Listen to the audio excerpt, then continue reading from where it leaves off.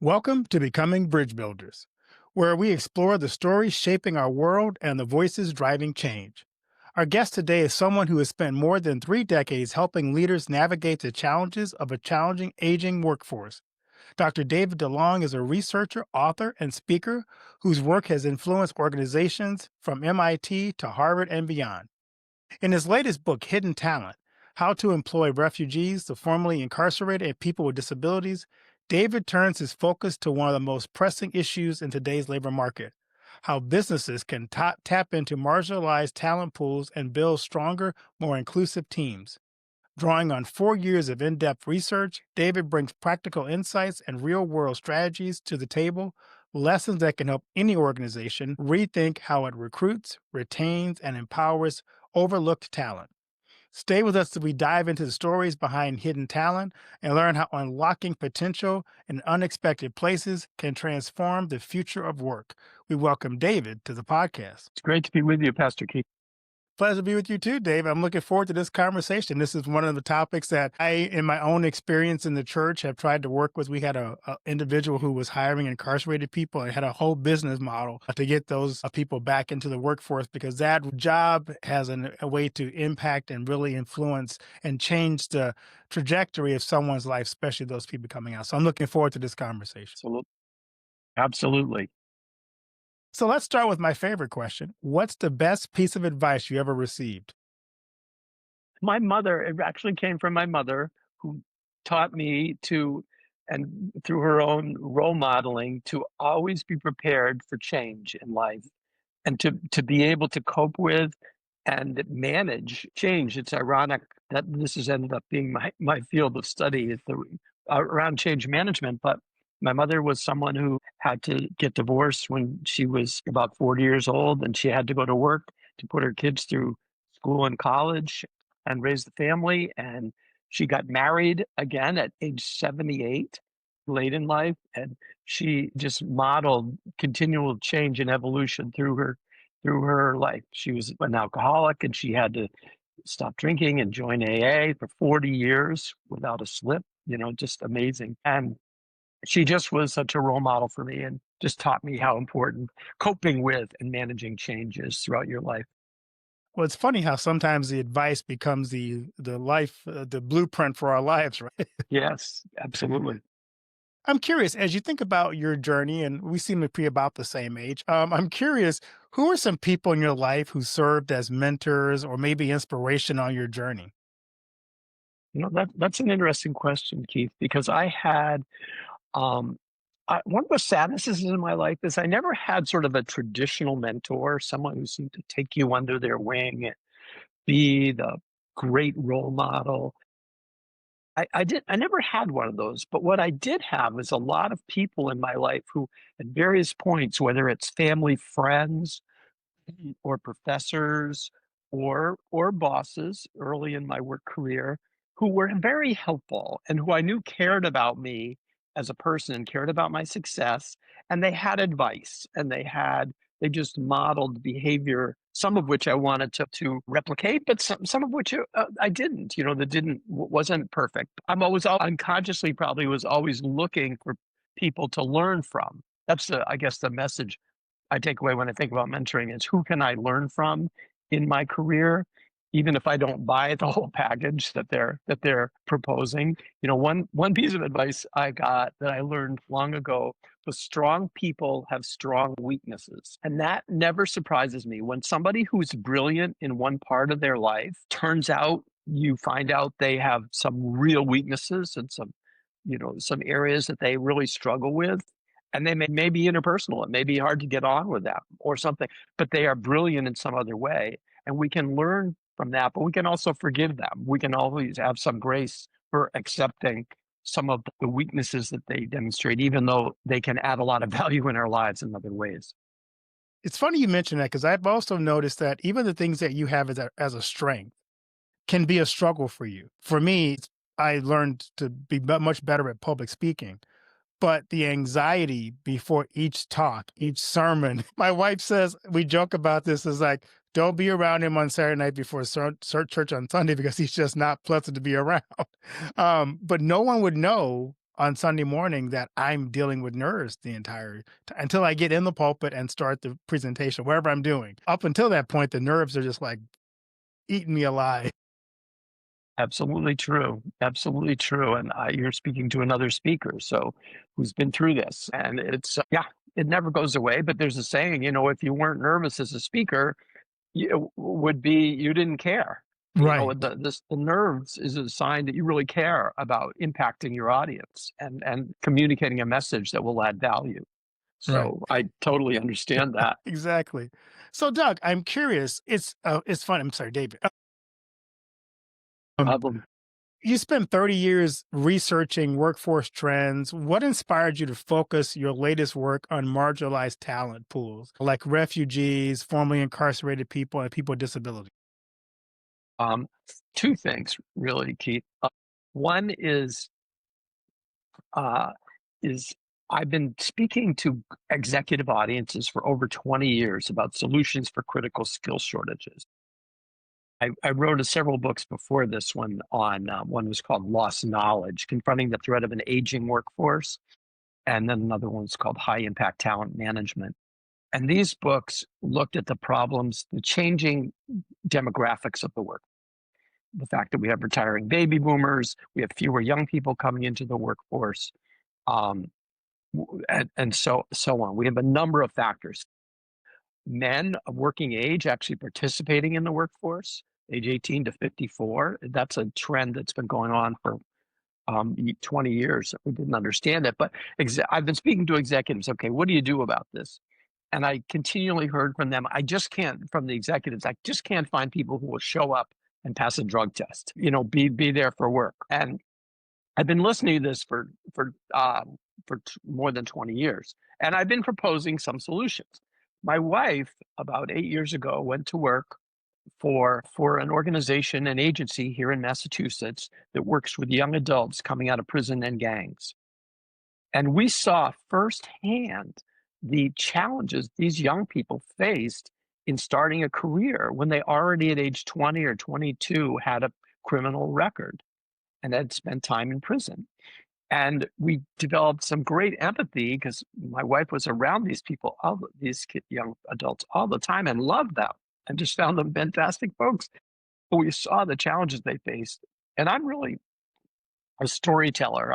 That's the way I view myself as I've been a writer and a speaker much of my career, and I love telling stories as a way to engage people with practical solutions. So I thought there must be companies that have cracked the code of trying to employ these marginalized workers, in this case, formerly incarcerated, also people with disabilities, and refugees or immigrants, people who are foreign born workers. And these are three groups that face major explicit barriers to employment. I wanted to tell stories that would engage managers, and I'm aware this workforce field is actually also, it can be mind numbing to a busy manager, a person who's got a busy job. They just don't want to hear about all the technicalities of it. So I said, how can I write a book that will keep people engaged with stories um, and impart lessons that will be very practical in how can we get started? How can we tap these talent pools, because the other major talent pool, traditional talent pools, are continuing to shrink. I love that. As you think about the title of your book, I just finished a book too myself, and I think I agonized more so over the title than anything else. Tell us Sure. what the phrase hidden talent means to you and why is it so important, especially in today's labor force? Sure, sure. Well, again, executives, managers, hiring managers are always looking for good people. By good people, people willing to learn, who can learn, who may bring some skills to the job, and who will have a work ethic, will show up, are committed to being there. The notion of hidden talent was these talent resources exist in plain sight. They're there, but we don't see them.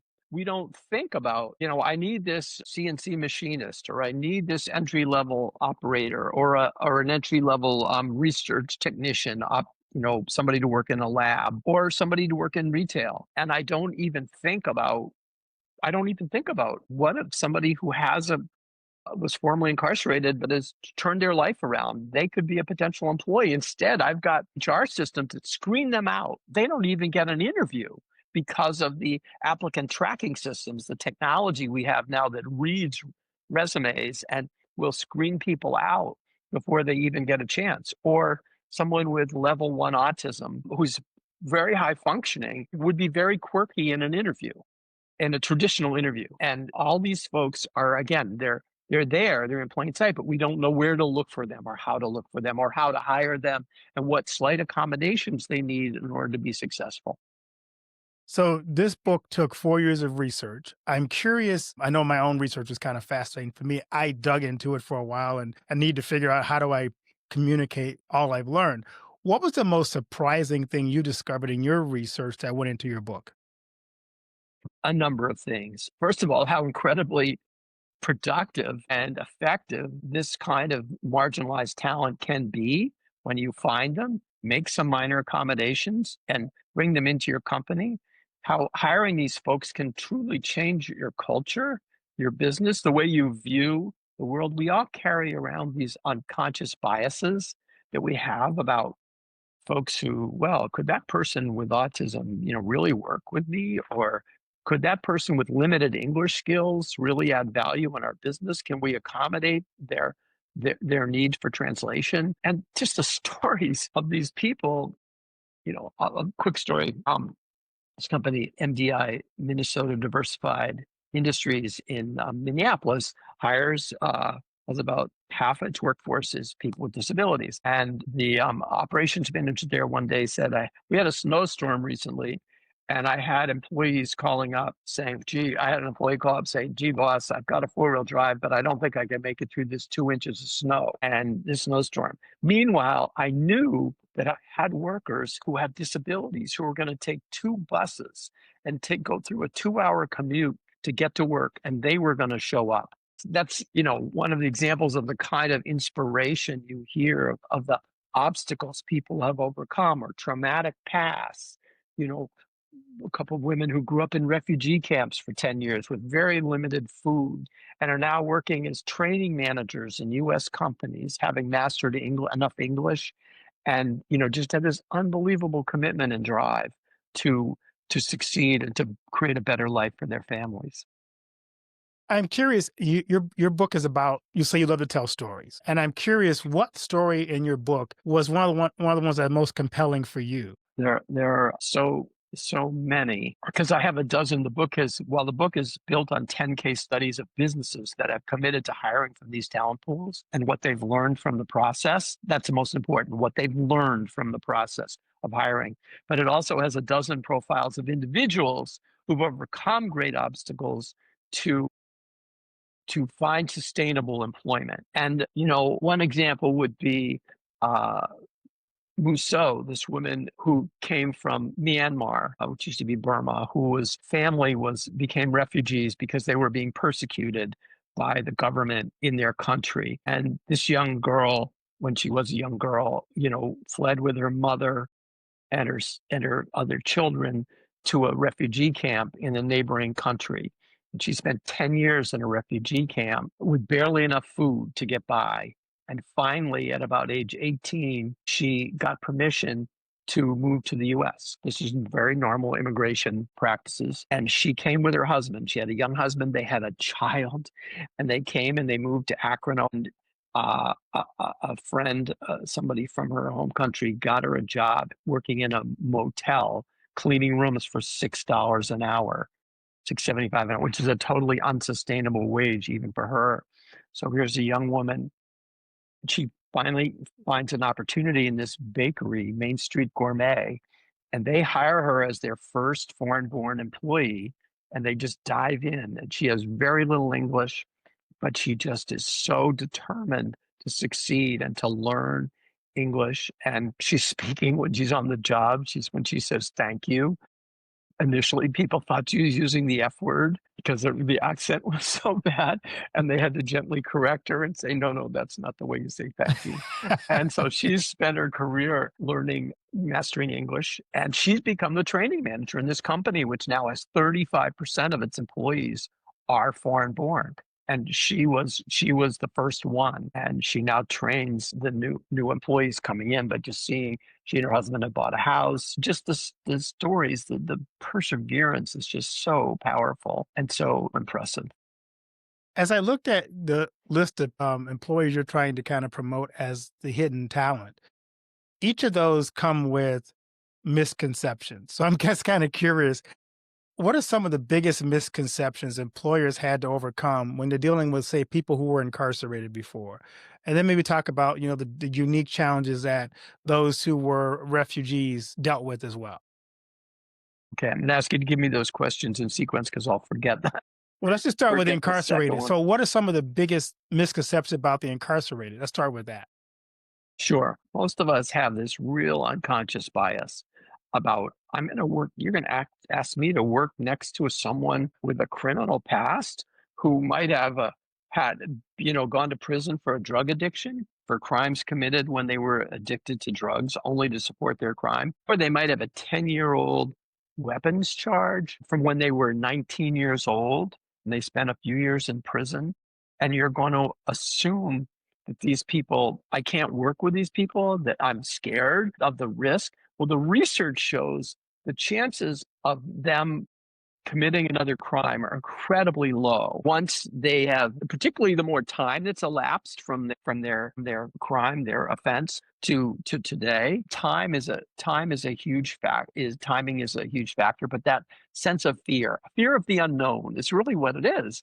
Because in each of these cases, we found personally in our family, the more time we spent these folks, they're just folks. They have often gone through incredible trauma, youth, with dysfunctional families, lack of food, lack of resources, lack of role modeling of parents or who had jobs or were working. So there are a lot of variables.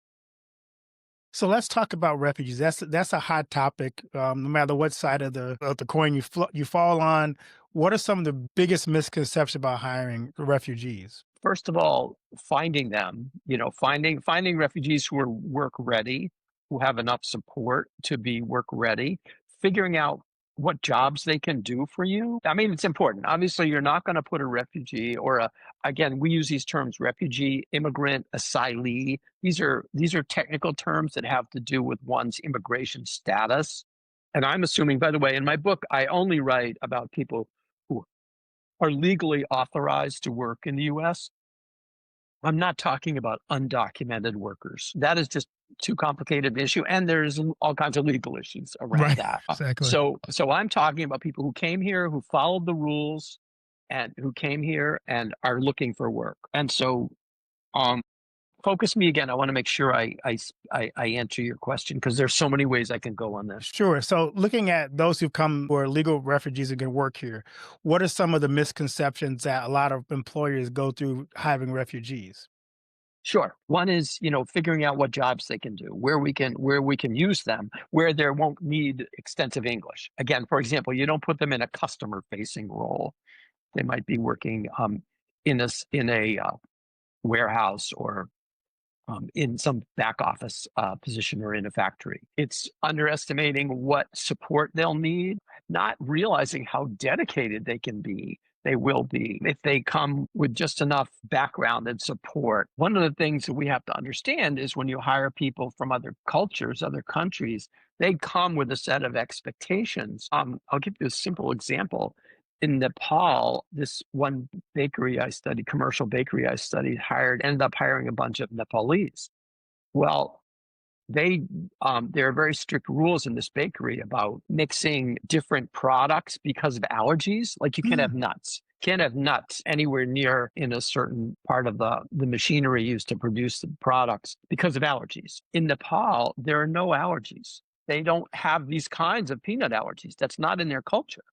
So these folks had to be educated about that. So it's understanding what sort of cultural nuances or accommodations we have to do. But again, Keith, the real answer here is just trying and diving in and just taking a chance. It's sort of again the fear of the unknown. Why do we resist, or what do we have to overcome in hiring refugees or immigrants? Because we don't know. We don't know the benefits they can bring to the business. I love that. I've talked to a lot of people who work in business and entrepreneurs and those likes, and they always tell me that the strongest organizations are the ones that are inclusive and have a diverse workforce. Can you kind of talk about how do you convince people, because you've taught organizational change at Babson College, and how is inclusivity really making the workforce stronger and the company stronger? Well, first of all, it gives you staff. Again, given the workforce demographics, retiring baby boomers, the shrinking talent pool of young people coming out of college, because we forget the fertility rate in this country, and this is an international problem, has dramatically shrunk since the Great Recession in 2008. We've been having fewer babies here in the United States. So we have fewer young people graduating from high school now and college going into the workforce. And then I mentioned the problem of men, just fewer working age men in the workforce today. So for a variety of reasons. So the workforce is shrinking, and we need to recognize that. So being inclusive gives us a better chance of having the staffing we need. One of the benefits that the companies I studied in my book or wrote about in my book was they said we couldn't staff the second shift. We couldn't find people. But by opening themselves up to hiring refugees or immigrants, they suddenly were able had a new talent pool they could bring in for that evening shift, late afternoon evening shift that they couldn't find. That's one. Two is sort of just opening yourself up and feeling better. This company, Classic Wire, a medical products manufacturer in California, hires 7 people at once with autism, with high level autism, who have been trained as CNC machinists. And these were wonderful stories. And this was a huge transition. The leadership there would tell you, we didn't know anything about autism. We didn't know what it was or what the constraints were. And they've now become core in our culture, and they've made us a better place. They're really good. They're really good workers. They're a little quirky sometimes, but we manage that and we have coaching for it. And gosh, it's just made we just feel better about ourselves. And this, by the way, let me stress, this isn't about, I hope you can tell I have no passion for this. No, you're kind of Oh, hiding it. they're just amazing, and they just bring so much to the business.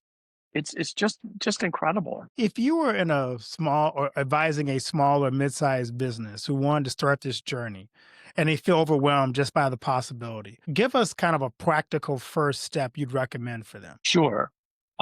First of all, figure out what jobs you have that are really hard to fill. You probably know this, or where you have constant turnover. Get a handle on what those jobs are. And then look for local partners, look for organizations in your region who work with one of these groups, whether it's formerly incarcerated, people with disabilities, or immigrants, and connect with them and see what they have in terms of a talent of folks. Talk to them, start to develop a relationship with these agencies, these partners, so that you can find. I'll give you a quick example. A painter, a local painting company here in Massachusetts, just to employ 8 people. Owner can't find people who want to be trained as painters. And these are people painting high end residential properties. Very fussy work, and he needs people who will show up and do the work and who are trainable. He went to the local. He finally, somewhat in desperation, he went to a local shelter, which was sheltering folks who had come to this country. This was about a year ago, reasonably soon. And he told the shelter manager, "I'm looking for painters. Do you have anybody who I could interview?" He interviewed a couple of people. He had used Google Translate on his phone to translate with them, and he ended up hiring 2 of them, and he had them at work within a week after they were there. So sometimes I think local businesses think it's going to be too complicated to get started. So find a partner, find somebody who's working with these folks, and start a conversation. But ask hard questions. I'm very clear about this. You've got to be skeptical as an employer.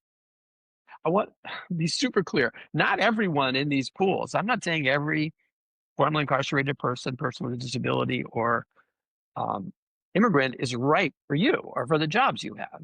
We're looking to find the diamonds in the rough here, the people in those talent pools who can be great employees. I'm on the side of the employer here. I'm not pretending everybody coming out of prison is going to be a fabulous employee. In fact, I'm very clear it's a spectrum, and there's a bunch that are going to be great. There's some that are going to need a little extra help and coaching. We're going to be really good if you're a little patient, but there's a group down the other end who you just don't want to touch. So, who just aren't ready. They haven't grown enough and decided to change their life direction. So that it's tricky, but it's always a spectrum. And I'm trying to help employers find the employees, potential employees who can be great. And there are lots of them out there. Great.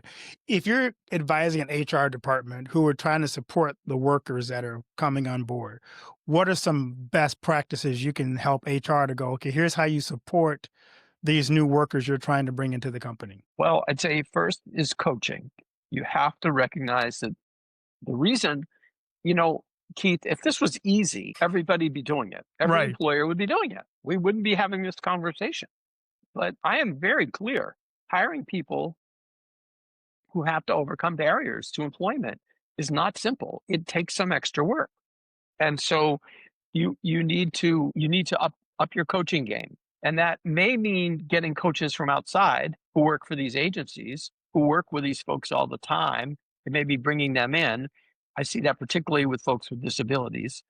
There are just some fabulous coaches out there, but you need a good coach and someone who knows how to push and knows how to back off and knows that's one of the things that employers learn and people in HR learn is how much we can push folks.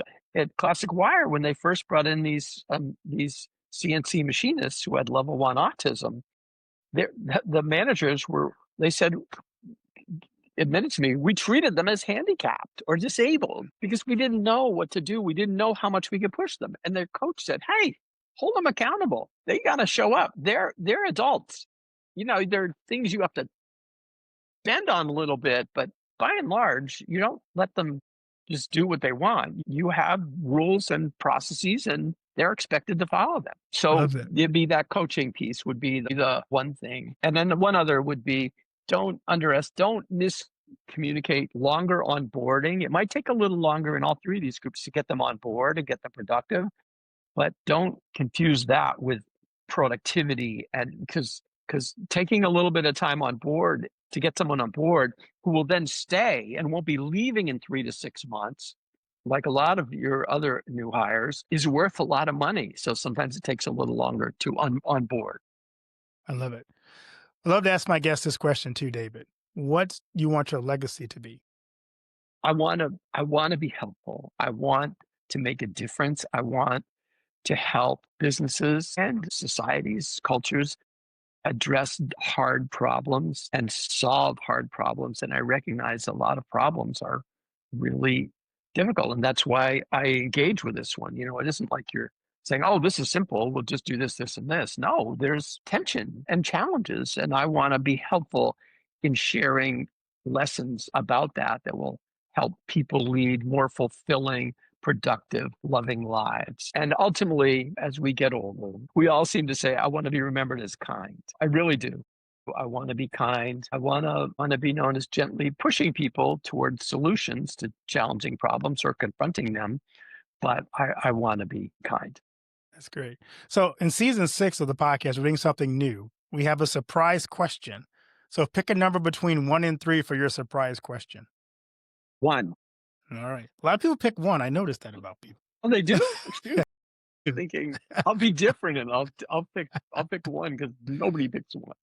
So here's your question.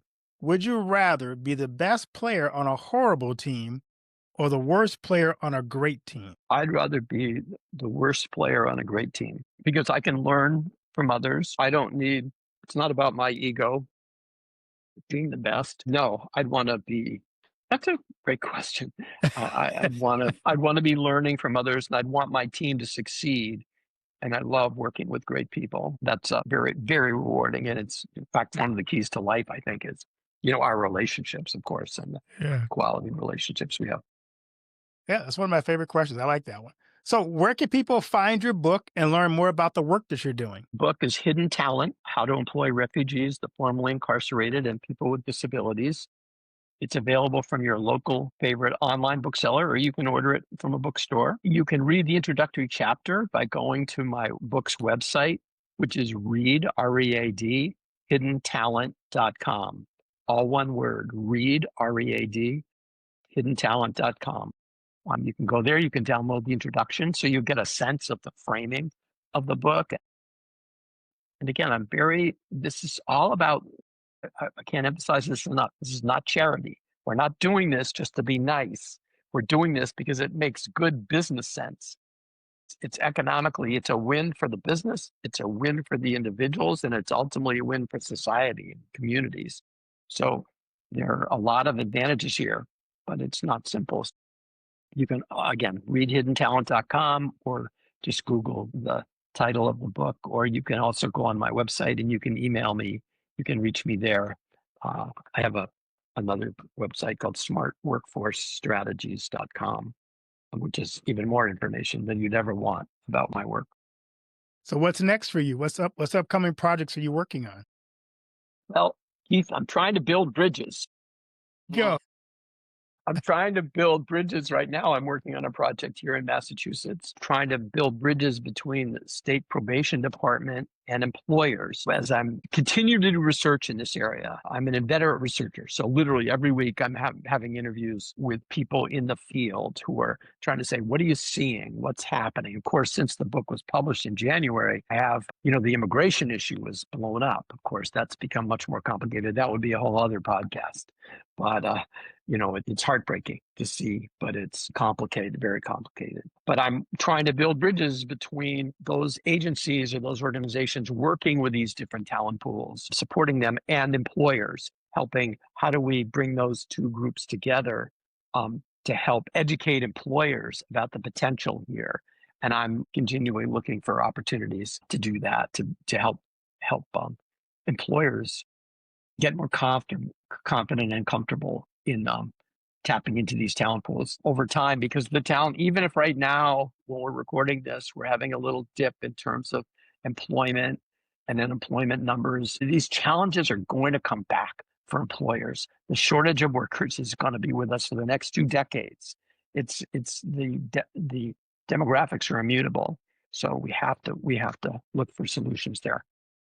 Well, David, thanks so much for coming on and sharing your passion. And I can tell your passion for this topic and for the employers and the employees who are out there and the talent that we're sometimes overlooking. And I just really thank you for helping us to look beyond the surface and look deeper at what really is right in front of our face sometime in terms of the people that could really impact our corporations and our companies. So thank you for the work that you did. And people go out and get Hidden Talent, leave a review for David on the website because that's how people find the book even more. So we really hope you go do and check it out. So thanks again. Thank you, Keith. It was my pleasure, and thanks for the great work you do in bringing people together to think about building bridges. It's really an honor to spend time with you, and to share my ideas. I hope it was helpful. It was helpful. Thank you so much, David. Thank you.